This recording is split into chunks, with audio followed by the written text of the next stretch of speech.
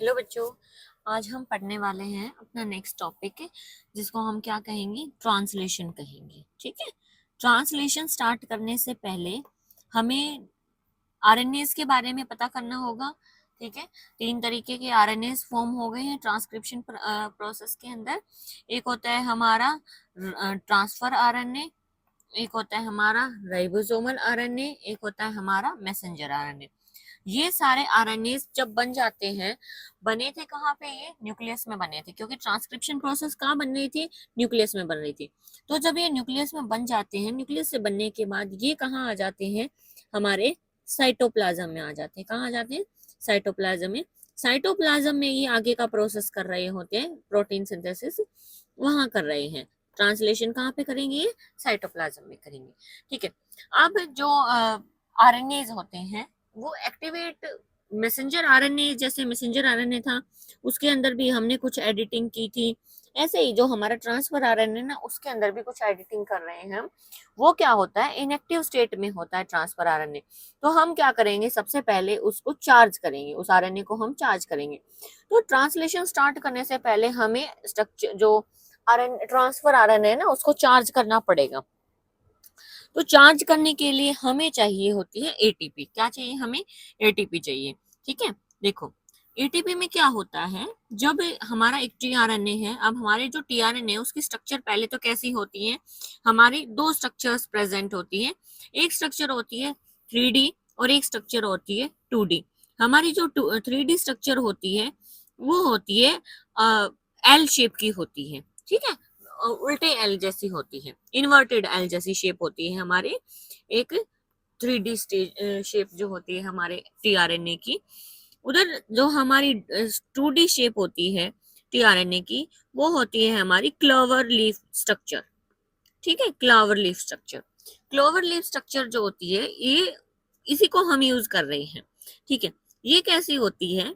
ये इसके अंदर 4 आर्म्स प्रेजेंट होती हैं। 4 आर्म्स प्रेजेंट होती हैं। ये क्या होगा? एक 5 आर्म हो, जैसे बाकी के स्टेज में हम देख रहे थे कि एक 5 एंड पोलैरिटी होती है, एक 2 एंड होती है, एक 3 एंड होती है। ऐसे ही इसके पास भी क्या होती है? आर्म्स प्रेजेंट होती है। ये होता है इसका 5 एंड, ये होता है इसकी 3 एंड। ठीक है। ओके। ये वाली जो आर्म होती है इसको हम कहते हैं डीएचयू आर्म। इसके ऊपर क्या होता है? एंजाइम आके चिपकता है जो ये प्रोसेस को करवा रहा होता है। ठीक है। और ये वाली जो आर्म होती है ये होती है टीसाईसी, जिसके पास अमीनो एसिड चिपकता है, अमीनो एसिड आके चिपकता है, इधर 3 एंड से जुड़ता है। ठीक है। ये वाली जो आर्म होती है ये होता है हमारा एंटीकोडोन लूप। क्या होता है ये? एंटीकोडोन लूप, जो मैसेंजर आरएनए को रीड करता है और उसके सामने मैसेंजर आरएनए को पढ़ के अपने सामने कोडोन लेके आ जाता है। ठीक है। तो 2D स्ट्रक्चर हम करते हैं। अब जब ये अडेप्ट कर रहा है, क्या कर रहा है? ये अडेप्ट कर रहा है। कैसे अडेप्ट कर रहा है? इसको हम अडेप्टर आरएनए ही क्यों बोल रहे हैं? देखो, देखो ये मैसेंजर आरएनए है, सपोज करो इसके ऊपर क्या होता है? Transfer RNA. अब ये मैसेंजर आरएनए जो है इसके पास कोडोन्स तो प्रेजेंट है, ये अमीनो एसिड बनाना चाह रहे हैं, लेकिन ये कोडोन जो होते हैं डायरेक्टली अमीनो एसिड नहीं बना सकते। ये ऐसे ही नहीं है कि कोडोन पड़े और अमीनो एसिड इन्होंने बना दिए, अमीनो एसिड ये ऐसे नहीं बना सकते। इनको क्या चाहिए? मीडिएटर चाहिए। मीडिएटर कौन होता है? इधर टीआरएनए होता है जो अमीनो एसिड को बुलाता है। अमीनो एसिड आके चिपकते कहाँ से? ट्रांसफर आरएनए से चिपकते हैं, डायरेक्टली मैसेंजर आरएनए से अमीनो एसिड नहीं चिपक सकते आके। कोडोन तो वही वाले पढ़े जा रहे हैं जो मैसेंजर आरएनए है, अमीनो एसिड भी उसी के हिसाब से बन रहे हैं, लेकिन डायरेक्टली नहीं बन सकते। उनको क्या चाहिए? एक मीडिएटर चाहिए। इसलिए इस आरएनए को हम, ट्रांसफर आरएनए को क्या कह देते हैं? अडेप्टर बोल देते हैं। ठीक है। ओके। अब एक बार इसके बारे में देख लेते हैं क्या बता रहे हैं। ट्रांसफर आरएनए शुरू से ही हमें पता है कि जो प्रपोजिशन ऑफ कोड है इट वाज क्लियर, लेकिन इनको पढ़ने के लिए हमें क्या चाहिए था? क्या चाहिए? एक ट्रांसफर आरएनए चाहिए था। और ट्रांसफर आरएनए कैसा होता है? इसकी जो शेप होती है ये आप नजर आ रही होगी, एक 5 एंड है, ये देखो 5 एंड है, और ये एक 3 एंड है। यहाँ पे 3 एंड के ऊपर क्या होती है? अमीनो एसिड आके चिपकते हैं। ठीक है। ये वाला इसका एंटीकोडोन लूप है जो किसके साथ जुड़ा हुआ है? किसके साथ कॉम्प्लीमेंट्री पेयर बना रहा होता है? मैसेंजर आरएनए के साथ बना रहा होता है कॉम्प्लीमेंट्री पेयर। ठीक है। ये 5th पोजीशन है इसकी, ठीक है, ये इन्होंने दिखा रखी है। ऐसे इसके साथ भी अमीनो एसिड जुड़ा हुआ है, देखो 3 पोजीशन पे। तो न्यू जो अमीनो एसिड आ रहे होते हैं ना, वो कहाँ पे चिपकते रहते हैं, 3rd पोजीशन पे चिपकते रहते हैं। अमीनो एसिड जो न्यू आ रहे होते हैं वो कहाँ चिपक रहते हैं, 3rd पोजीशन पे चिपके रहते हैं, ठीक है। अब क्या होता है, इसको चार्ज किया जाएगा। पहले चार्ज करने के लिए इसको क्या चाहिए, एटीपी चाहिए, ठीक है। अब मानो ये जो अमीनो एसिड आया है, मानो फर्स्ट अमीनो एसिड जो आता है, उस टाइम तक ये जो आरएनए होता है ये किस फॉर्म में होता है, इनएक्टिव फॉर्म में होता है ये उस टाइम तक। तो इसको चार्ज करने के लिए क्या चाहिए, हमें एटीपी चाहिए, ठीक है, ओके। अब ये जो अमीनो एसिड आएगा ना, एटीपी क्या करेगी, इस अमीनो एसिड के साथ चिपक जाएगी, अमीनो एसिड के साथ, इस अमीनो एसिड के साथ एटीपी चिपक जाएगी। सपोज करो ये सीरीन है हमारा, हालांकि सीरीन पहला अमीनो एसिड नहीं होता, हमारा मिथ्योनिन होता है first ATP, first amino acid. तो क्या होगी, अमीनो एसिड इस एटीपी से चिपक जाएगी। अमीनो एसिड जैसे ही इस एटीपी से चिपकेगा, ये एक्टिवेट हो जाएगा। तो ये ट्रांसफर आरएनए के साथ चिपकेगा, तो ये क्या करेगा, ट्रांसफर आरएनए को भी एक्टिवेट कर देगा। तो हमारा फर्स्ट स्टेप क्या होता है, चार्जिंग ऑफ टीआरएनए। स्टार्ट करने से पहले चार्जिंग ऑफ टीआरएनए, ठीक है, ओके। अब देखो, amino acid no structural speciality read the code uniquely, कि भाई अमीनो एसिड खुद से इस मैसेंजर आरएनए के ऊपर कोड को रीड करके चिपक नहीं सकते, उनको क्या चाहिए, साथ में एक अडेप्टर की जरूरत पड़ती है। उनको क्या कर रही है, अडेप्टर की जरूरत पड़ रही है उनको, ठीक है। The transfer RNA then called sRNA, क्यों सोल्यूबल आरएनए बोल रहे हैं, कब बोल रहे हैं इनको, जब तक जेनेटिक कोड के बारे में नहीं पता चला था तब तक हम इसको एसआरएनए बोल रहे थे। अब ये अडेप्टर मॉलिक्यूल्स है। ट्रांसफर आरएनए के पास एंटीकोडोन लूप होता है, जो क्या करता है, कॉम्प्लीमेंट्री बेस पेयर शो करता है। किसके कॉम्प्लीमेंट्री, इस मैसेंजर आरएनए की कॉम्प्लीमेंट्री। इसके पास एक अमीनो एसिड एक्सेप्टिव आर्म भी होती है, कहाँ पे, ये 3rd पोजीशन पे, 3rd आर्म पे इसके पास है अमीनो एसिड एक्सेप्टर आर्म है। जो ट्रांसफर आरएनए होता है ना, अब जितने भी ट्रांसफर आरएनए होते हैं ना, हर ट्रांसफर आरएनए एक अमीनो एसिड के लिए, हर अमीनो एसिड के लिए स्पेसिफिक होता है। मानो हमारे पास 20 स्टैंडर्ड अमीनो एसिड हैं, तो हम क्या करेंगे, हमें 20 स्टैंडर्ड ट्रांसफर आरएनए ही चाहिए। हर अमीनो एसिड के लिए अलग ट्रांसफर आरएनए होता है। ये नहीं कि एक से अनेक अमीनो एसिड एक ही ट्रांसफर आरएनए से चिपक जाए, ऐसा नहीं होता है। हमें क्या चाहिए, अलग अलग ट्रांसफर आरएनए चाहिए, ठीक है, ओके। अब क्या है, another specific transfer RNA referred to as initiator transfer RNA. इसमें क्या होता है कि एक जो अमीनो एसिड होता है मिथ्योनिन, मिथ्योनिन का ड्यूअल फंक्शन होता है। क्यों, क्योंकि एक तो वो अमीनो एसिड बना रहा है, दूसरा वो स्टार्ट कोडोन की तरह भी काम कर रहा है। जब मिथ्योनिन आ जाता है ये ट्रांसफर आरएनए के पास, ट्रांसफर आरएनए क्या करेगा, रीड करेगा मैसेंजर आरएनए को। जैसे ही उसको एयूजी कोड मिल जाए, एयूजी कोड मिल जाए, ये क्या करेगा, मिथ्योनिन को बुला लेगा, मिथ्योनिन को बुला लेगा। और मिथ्योनिन क्या होता है, जैसे मिथ्योनिन आता है तो ये इसके साथ इनिशिएशन फैक्टर्स चिपक जाते हैं। अभी इनिशिएशन फैक्टर क्या होते हैं, ट्रांसफर जो ये ट्रांसलेशन हो रहा है इसके अंदर एक होता है इनिशिएशन फैक्टर, एक होता है इलोंगेशन फैक्टर, एक होता है रिलीजिंग फैक्टर। इनिशिएशन फैक्टर कब जुड़ते हैं, जब कोई स्टार्ट कोडोन जैसे कि मिथ्योनिन है आ जाता है, तो इनिशिएशन फैक्टर जुड़ जाते हैं और इस ट्रांसलेशन प्रोसेस को स्टार्ट करवा देते हैं। इलोंगेशन फैक्टर क्या होता है, जो इलोंगेट करवा रहा है प्रोसेस को, आगे से आगे बढ़ा रहा है। फिर आता है रिलीजिंग फैक्टर। रिलीजिंग फैक्टर कब आता है, जब यहाँ पे इस मैसेंजर आरएनए के ऊपर कोड रीड कर लेता है ट्रांसफर आरएनए, और वो जो कोड होता है वो होता है स्टॉप कोडॉन, ठीक है, स्टॉप कोडॉन होता है। अब स्टॉप कोडॉन के लिए आपको पता है कोई अमीनो एसिड बना ही नहीं होता, तो जैसे ही स्टॉप कोडॉन आ जाएगा, रिलीजिंग फैक्टर चिपक जाएंगे आके, इस प्रोसेस के अंदर रिलीजिंग फैक्टर चिपक जाएंगे। रिलीजिंग फैक्टर चिपकते ही जो हमने अमीनो एसिड्स की चेन बनाई थी, पॉलीपेप्टाइड चेन बनाई थी, वो क्या होगी, यहाँ से टूट जाएगी और साइटोप्लाज्म में फ्री हो जाएगी, ठीक है। तो अब देखो, there are no transfer RNA for stop codon. Stop codon के लिए कोई ट्रांसफर आरएनए। सेकेंडरी स्ट्रक्चर जो होती है वो क्लोवर लीफ की दिखा रखी है, और जो 3D स्ट्रक्चर होती है वो हमारी इन्वर्टेड एल की होती है, ठीक है। अब ट्रांसफर आरएनए को देख लेते हैं। ट्रांसफर आरएनए आपको पता चल गया है, ट्रांसलेशन में कि पहले हम क्या करेंगे, अमीनो एसिड की चार्जिंग करेंगे, अमीनो एसिड की चार्जिंग कर देंगे तो ट्रांसफर आरएनए की चार्जिंग हो जाएगी। देखो एक बार, process of polymerization of amino acid. Polymerization का मतलब क्या है, अमीनो एसिड्स की चेन बना रहे हैं ऐसे बड़ी, और इस अमीनो एसिड की चेन से क्या बनेगा, फिर हमारा प्रोटीन बनेगा, है ना। अमीनो एसिड की चेन से ही तो प्रोटीन बनता है। तो ये कह रहा है कि जो पॉलीमराइजेशन कर रहे हैं अमीनो एसिड की, ये क्या बनाता है, एक पॉलीपेप्टाइड चेन बना लेता है। सीक्वेंस जो होती है अमीनो एसिड की, वो किसके ऊपर डिपेंड करती है, एमआरएनए के अंदर जो बेसिस है, ये देखो एमआरएनए नीचे की साइड पर प्रेजेंट है, इसको रीड कर करके ही तो ट्रांसफर आरएनए अमीनो एसिड्स को बना रहा है, क्योंकि मैसेंजर आरएनए खुद तो लेके आ नहीं सकता, तो ये क्या लेके आते, ट्रांसफर आरएनए को लेके आते, जो इसको रीड करेगा और इसके जरूरत के अमीनो एसिड चिपका देगा। Amino acid are joined by a bond which is known as peptide bond। अब क्या होता है, अमीनो एसिड जो बन जाएंगे वो एक चेन बना लेंगे, ये तो इनको चेन को जोड़ना भी तो पड़ेगा। ये जोड़ते कौन से बॉन्ड से हैं, पेप्टाइड बॉन्ड। प्रोटीन में तो पेप्टाइड बॉन्ड ही होता है, आपको पता ही। पेप्टाइड बॉन्ड से ये अमीनो एसिड जुड़ जाएंगे।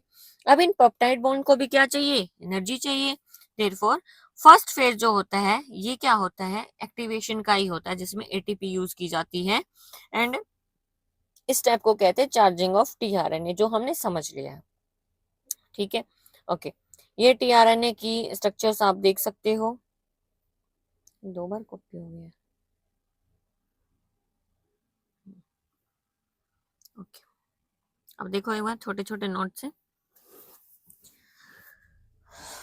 स्ट्रक्चर ऑफ टीआरएनए, ये आप देख सकते हो 2D स्ट्रक्चर प्रेजेंट है, जिसके अंदर 5 एंड के ऊपर डीएचयू लूप है, और इधर हमारा 3 एंड है जहां पे अमीनो एसिड चिपकते हैं।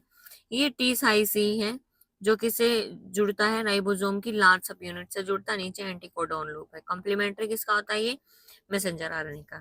ठीक है, ऐसे ये मैसेंजर आरएनए है, इसके ऊपर ट्रांसफर आरएनए आ रहा है, और ये इसके कोड को रीड कर रहा है, और कोड को रीड करता जाएगा और अमीनो एसिड को अपने इस बाजू पे, थर्ड आर्म पे बुलाता जाएगा। सपोज करो इसने ये कोड को रीड किया और इसने देखा कि ये तो कोड किसके लिए, टायरोसिन के लिए है, तो इसने टायरोसिन को कोड किया और आगे amino acid, tyrosine amino acid इसकी 3 आर्म के साथ चिपक गया।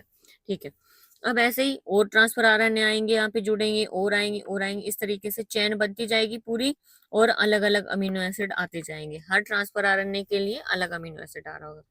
फर्स्ट फेज क्या है, चार्जिंग ऑफ टीआरएनए है। इसके अंदर क्या किया जाता है, अमीनो एसिड्स को एनर्जी दी जाती है। ये तो पेप्टाइड बॉन्ड दिखा रखा है, अमीनो एसिड को क्या दी जाएगी, एनर्जी दी जाएगी। और एंजाइम कौन होगा जो अमीनो एसिड को एनर्जी दे रहा होगा, amino acyl transfer RNA synthetase. ठीक है, अब ये अमीनो एसिड से एक्टिवेट हो गए हैं, तो मतलब चार्ज आरएनए भी हो गया है, ट्रांसफर आरएनए भी चार्ज हो गए हैं। ठीक है, ओके। अब जो चेन बनती है पेप्टाइड बॉन्ड्स की, वो किससे बनती है, जो अमीनो एसिड की जो चेन बन रही है कौन से बॉन्ड से बन रही है, पेप्टाइड बॉन्ड से। और उन पेप्टाइड बॉन्ड को बनने के लिए भी क्या चाहिए, एनर्जी चाहिए। ठीक है, नेक्स्ट देखो, कैटालिटिक प्रॉपर्टीज। कैटालिटिक प्रॉपर्टीज कौन करता है यहाँ पे, राइबोसोम, जो हमारा आरएनए की तरह काम कर रहा है ना, ये कैटालिटिक प्रॉपर्टीज भी शो करता है। ठीक है, ओके। अब ट्रांसलेशन देखते हैं हम कैसे होता है।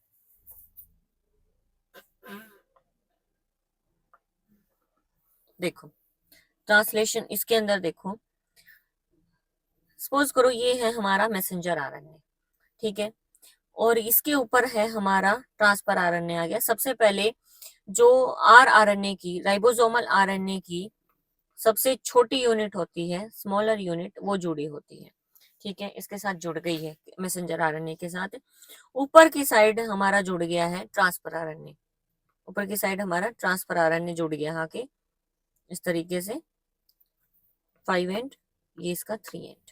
ठीक है, अब ये जुड़ गया है, और ये कैसा है, एक्टिवेशन हो चुका है, इसका एक्टिवेशन हो चुका है। ठीक है, अब क्या होगा, राइबोसोम की अभी तो ये स्मॉल यूनिट जो नहीं हुई थी, अब क्या होगा, जब लार्ज यूनिट आ जाएगी ना, यहाँ पे लार्ज यूनिट भी आके चिपक जाएगी, तब ये प्रोसेस क्या होता है, एक्टिवेट हो जाता है, एक्टिवेट हो जाता है। अब ये प्रोसेस स्टार्ट होगा, इनिशिएशन अब शुरू होगा। अब क्या होगा, ये यहाँ से ट्रांसफर आरएनए इस मैसेंजर आरएनए के ऊपर मूव कर रहा है, एक आया, फिर ये मैसेंजर आरएनए भी मूव कर रहा है यहाँ पे, तो ये क्या कर रहा है, रीड करता हुआ चल रहा है, रीड करता हुआ चल रहा है। अब ये देखता है कि यहाँ पे कोई AUG आ गई है साइट, तो ये इसकी कॉम्प्लीमेंट्री, क्योंकि इसके पास कैसा है, एंटीकोडॉन लूप है, तो ये कॉम्प्लीमेंट्री जो पेयर बना लेगा, एक यूरासिल A और C, ये इसने बना लिया। अब ये जो फर्स्ट अमीनो एसिड को बुलाएगा वो अमीनो एसिड होता है मिथ्योनिन। मिथ्योनिन किसके अंदर, ये यूकैरियोट्स के अंदर होता है। प्रोकैरियोट्स के अंदर ये मिथ्योनिन होता है, ये फॉर्मल्डिहाइड मिथेनिन होता है, ये याद रखना। प्रोकैरियोट्स के अंदर फर्स्ट अमीनो एसिड क्या है, फॉर्मल्डिहाइड मिथ्योनिन, और यूकैरियोट के अंदर सिर्फ मिथ्योनिन है। ठीक है, मिथ्योनिन आ गया, मिथ्योनिन स्टार्ट कोडोन की तरह काम करेगा, ये अपना वर्क स्टार्ट कर देगा। फर्स्ट मिथ्योनिन अमीनो एसिड आके जुड़ गया इधर, ओके। अब क्या होता है, जो हमारा लार्ज सब यूनिट है राइबोसोम्स की, इसके पास ना साइट प्रेजेंट होती है, साइट प्रेजेंट होती है ऐसे, एक होती है P साइट, एक होती है A साइट, एक होती है E साइट। ठीक है, P site, A site, A site. ये साइट किस तरीके से काम कर रही है, अब जो ट्रांसफर आरएनए जो एक्टिवेट है, जो काम कर रहा है, वो किस पोजीशन पे खड़ा होता है, P साइट के ऊपर, जो चिपका हुआ है ट्रांसफर आरएनए मैसेंजर आरएनए के साथ। ठीक है, अब इस मैसेंजर आरएनए के ऊपर अमीनो एसिड लगा हुआ है। ठीक है, अब नेक्स्ट अमीनो एसिड बुलाने के लिए ट्रांसफर आरएनए पहले ही तैयार हो गया है, और यहाँ पे A साइट के ऊपर खड़ा होके वेट कर रहा है। ट्रांसफर आरएनए A साइट के ऊपर खड़ा होके वेट कर रहा है कि भाई मैं आगे जाऊंगा, कोड को रीड करूंगा, यहाँ पे कोड रीड कर सकते हैं ये। ठीक है, मैं यहाँ पे जाऊंगा, कोड को रीड करूंगा और अगले अमीनो एसिड को मैं बुलाऊंगा। अब जैसे ही यहाँ पे ट्रांसफर आरएनए हुआ, तैयार हो गया, अमीनो एसिड आ गया, अब ये क्या होता है, ये ट्रांसफर आरएनए आगे की तरफ मूव कर जाता है। जो यहाँ पे था ना P साइड पे, वो क्या करेगा, इधर E साइड पे आ जाएगा। E साइड का मतलब है एग्जिट साइड, इस साइड के ऊपर आ जाएगा, इस साइड के ऊपर आ गया ये, और इसके पास क्या है, अमीनो एसिड की चेन है। अब ये अमीनो एसिड की चेन यहाँ चली गई है, तो यहाँ पे जो P साइड थी वो खाली हो गई। अब क्या हो गया, खाली होगी, क्योंकि ये वाला अमीनो एसिड तो कहाँ चला गया, ये वाला ट्रांसफर तो इधर E साइड पे आ गया, अब ये खाली हो गई। तो क्या होगा, जो A साइड के ऊपर ट्रांसफर आरएनए वेट कर रहा था ना, वो P साइड पे आ गया। इन्होंने क्या किया, सबने अपनी अपनी पोजीशन शिफ्ट कर लिए, P वाला E पे चला गया, A वाला P पे चला गया, और कोई नेक्स्ट A पे आ गया। ऐसे ये क्या करते रहते, मूव करते रहते। सपोज करो यहाँ P पे अगला ट्रांसफर आरएनए आ गया, उसने अपना एक अमीनो एसिड बना लिया, कोई भी अमीनो एसिड इसने यहाँ पे बना लिया। क्या होगा, जो ई एग्जिट साइट पे जो ट्रांसफर आरएनए था, इसके ऊपर जो अमीनो एसिड था, ये क्या करेगा, अपना अमीनो एसिड पी साइट के ऊपर जो ट्रांसफर आरएनए उसके ऊपर डाल देगा, इसके ऊपर डाल देगा, और खुद यहाँ से क्या कर जाएगा, निकल जाएगा, क्योंकि अब ये ट्रांसफर आरएनए हो गया है इनएक्टिवेट, इम्पटी हो गया है, इम्पटी है ये, अब ये खुद निकल जाएगा, अब ई साइड खाली हो जाएगी। अब अगले बार में क्या होगा, ये पी पे जो प्रेजेंट था, इस पी के ऊपर दो अमीनो एसिड चिपक गए, क्योंकि एक इसका खुद का था, एक जो ई साइड पे जब पहुंच गया था ट्रांसफर आरएनए, उसने भी अपना इसके ऊपर डाल दिया था, ये दो की चैन बन गई। अब ये अगली बार क्या होगा, ये वाला ई साइड के ऊपर चला जाएगा, ई साइड पे चला जाएगा, तो इसके पास कितने हैं अमीनो एसिड्स, दो हैं।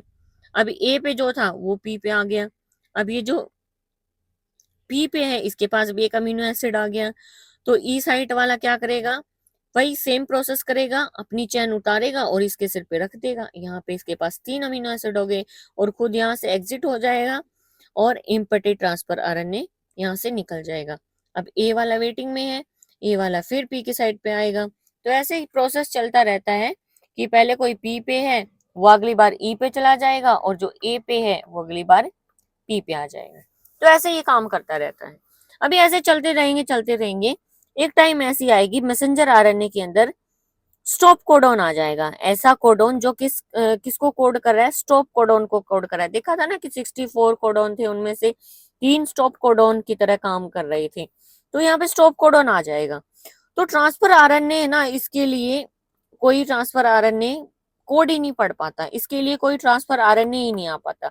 अब कोई ट्रांसफर आरएनए नहीं आ रहा, तो इसके लिए एक अमीनो एसिड कहाँ से आएगा, तो इसका बेसिकली क्या होगा, स्टॉप कोडन के लिए कोई भी अमीनो एसिड नहीं आएगा, कोई भी ट्रांसफर आरएनए नहीं आएगा। अगर वो सब नहीं आएंगे तो एक रिलीजिंग फैक्टर आ जाता है, और वो इस स्टॉप कोडॉन के साथ चिपक जाएगा। और ये जो चेन, ये जो कंप्लीट चेन यहाँ से बनवाई थी, ये पूरा प्रोसेस स्टॉप हो जाएगा। और ये जो चेन बनी हुई थी हमारी पॉलीपेप्टाइड की, पॉलीपेप्टाइड चेन बनी हुई थी जो अमीनो एसिड की, ये यहाँ से टूट जाएगी और यहाँ से निकल जाएगी, रिलीज हो जाएगी। ठीक है। अब ये जो अमीनो एसिड चिपके हुए थे एक दूसरे से, ये बनाते हैं एक दूसरे के बीच में बॉन्ड होती है, और वो बॉन्ड कौन सा होता है? Peptide bond. ठीक है। ये था हमारा ट्रांसलेशन प्रोसेस। अब देखो, इनिशिएशन में क्या होता है, स्मॉल सब यूनिट जुड़ती है पहले और मैसेंजर आरएनए को के ऊपर इनकाउंटर करती है। और स्टार्ट कोडॉन क्या होता है हमारा? एयूजी, इनिशिएट कर रहा होता है ट्रांसफर आरएनए के। फिर इलोंगेशन में क्या होता है, अमीनो एसिड लिंक होते रहते ट्रांसफर आरएनए के साथ, और ये ट्रांसफर आरएनए मैसेंजर आरएनए के साथ। राइबोसोम यूनिट मूव करती रहती है कोडॉन से कोडॉन, मैसेंजर आरएनए के ऊपर अमीनो एसिड एक के बाद एक ऐड होते रहते हैं, और ये जो अमीनो एसिड है वो क्या बना लेते हैं? एक पॉलीपेप्टाइड चेन बना लेते हैं। ठीक है।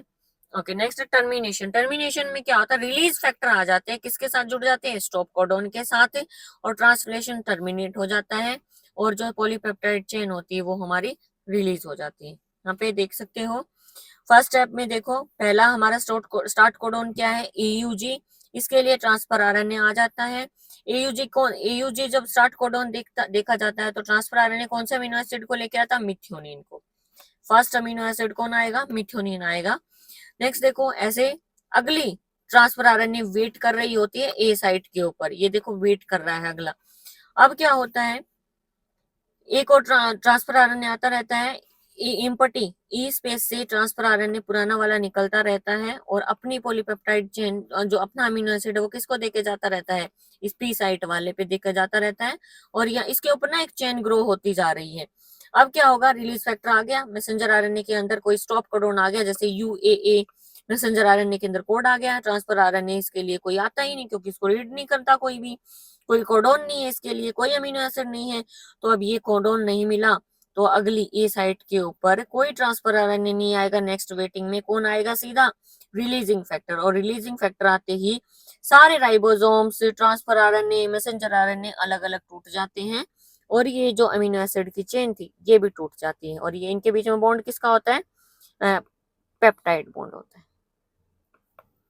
ठीक है, क्लियर है यहाँ तक?